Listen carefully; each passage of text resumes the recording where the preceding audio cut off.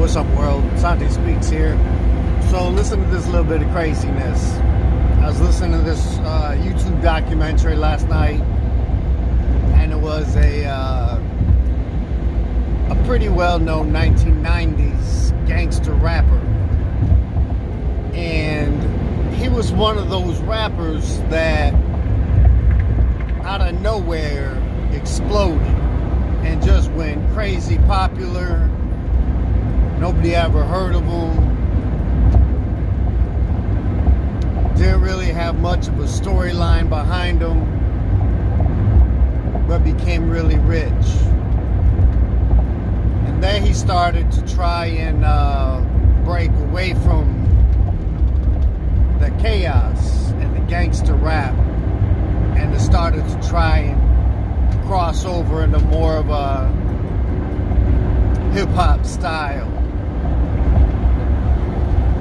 This is in between the NWA era and the P. Diddy era. And this was the really interesting point is this,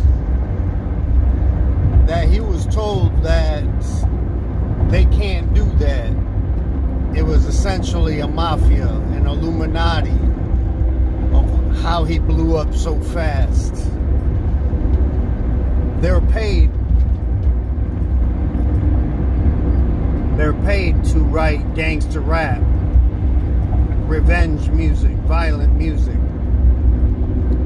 He said they weren't paid to write peaceful music or storyline music. It was all about putting the suppression on the people and making gang banging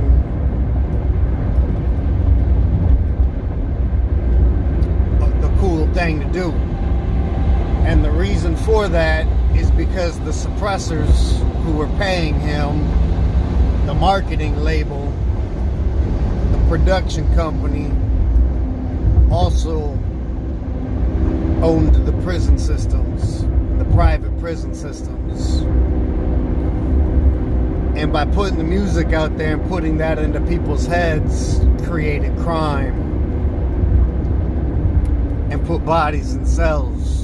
And bodies in cells, the government pays the private prison systems a lot of money.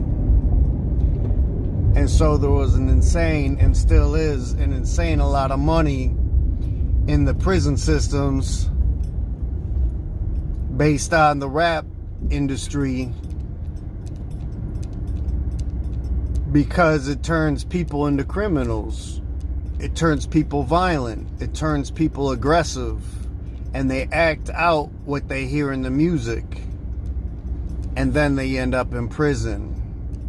Talking about getting the cars, the houses, the gold, the jewelry, the women. Get it all. Get the money.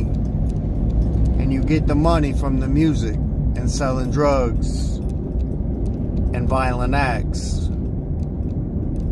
Well, you can only play that game so long before you end up in the joint. And when you end up in the joint, they don't want you to stay in. They want you to get out and come back in. They want you to be a repeat offender.